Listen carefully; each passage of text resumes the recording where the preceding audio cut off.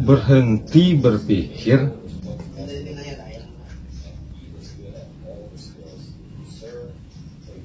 maksudnya begini.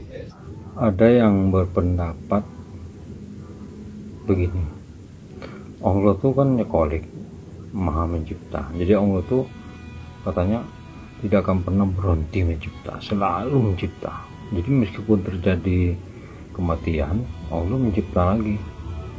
Ada mati, dicipta lagi yang hidup. Itu terus.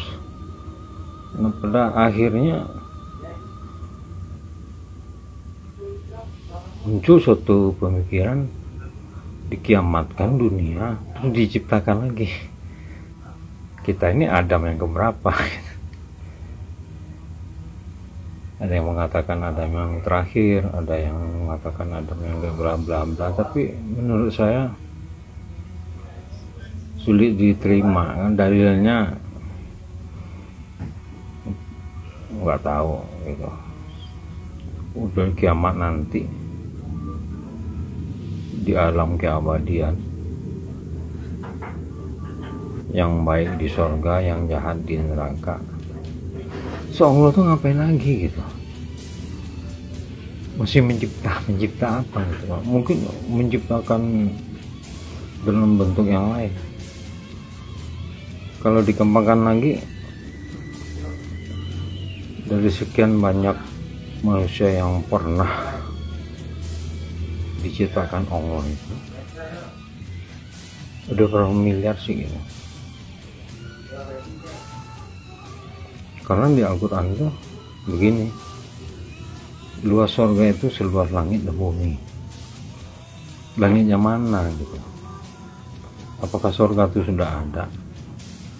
Ini juga banyak ulama yang berpendapat. Ada yang bilang sudah, ada yang bilang belum.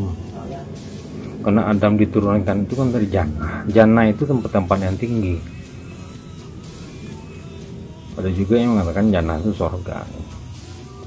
Nah, kita punya akal, kita punya otak diberikan oleh Allah. Cuma kita kadang lupa kalau kita itu sampai di mana meyakini Tuhan itu. Karena mulai semua kitab lah yang kitab yang besar-besar ya, yang seperti Taurat, Zabur, Injil, Al-Quran, intinya itu cuma satu, tauhid, Tuhan.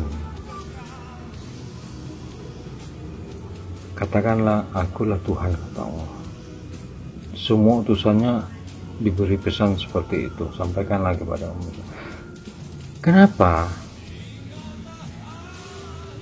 manusia itu saking cerdasnya itu, banyak cara untuk mencari Tuhan. Contohnya di zaman Nabi Musa ya. Bahkan di zaman sekarang orang berbagai cara untuk mencari keberadaan Tuhan. Inilah otak manusia saking cerdasnya. Dan kebanyakan muncul paham-paham ateis, bukan Yahudi ya, ateis. Al-Quran itu tidak ada yang sanggup mengartikan, hanya sanggup mentafsirkan. Banyak versi tafsir, tafsir si A, si B, ulama ini dari Arab dan segala macam. Salah mereka? Enggak, itu hak mereka tafsirkan. Meskipun di Al-Quran itu ayat itu hanya terbagi dua, muqamat dan mutasyabihat.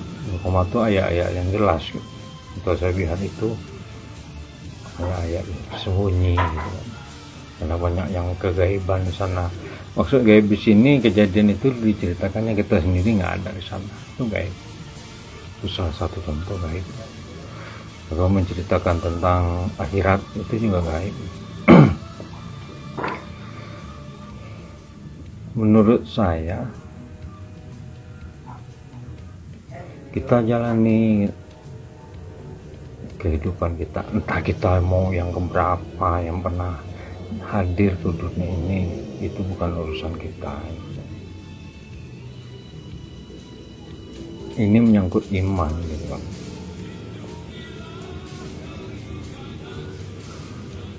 Ya seperti Allah menyanyikan surga itu, masuklah dengan ridhoku. Bukan berarti ibadah-ibadah lain kita sepelekan gitu. Terus orang yang mati atau orang meninggal tuh kemana gitu. Ini sempat ditanya ke Abu Bakar radhiyallahu anhu dan beliau menjawab salah satu roh orang yang meninggal itu seperti anak-anak itu ditempatkan di gunung dan aromanya seperti buah misik. Dan yang kedua, orang-orang yang setingkat-tingkat awan Nabi itu ke surga dan orang yang paling mulia tinggi. Ada ketujuh tempat gitu. Ya hakikatnya Allah yang tahu. Makanya barzah itu pembatas antara yang hidup dengan yang sudah tidak hidup. Meskipun mereka hidup, aduh gimana sih? Kadang begini maksudnya, roh orang yang masih ada dalam jasad itu dengan roh yang sudah di sisinya, kan innalillahi. Ini misteri, artinya begini, saat kekuatan akal kita berperang dengan hati kita, ini kan namanya kita menggunakan iman gitu kan. Mungkin lebih baik ada hal yang kita terima, harus kita terima dengan iman, ada hal yang harus kita cerna dengan akal. Kita jangan mempersulit agama kita sendiri. Agama ini diturunkan untuk memudahkan kita, tapi kita jangan mempersulit dengan beginilah begitu gitu. Padahal belum tentu seperti itu gitu kan. Contohnya musik, nggak pernah sih di Al-Quran itu yang membahas suatu pun tentang musik. Di hadis ada. Ini jadi pertentangan lebat dan menghakimi merasa benar begini. Tapi menurut saya membunyikan alat musik di dalam tempat ibadah itu kurang bagus gitu. Bisa nggak kita berhenti berpikir? Nggak bisa, otak itu nggak pernah tidur.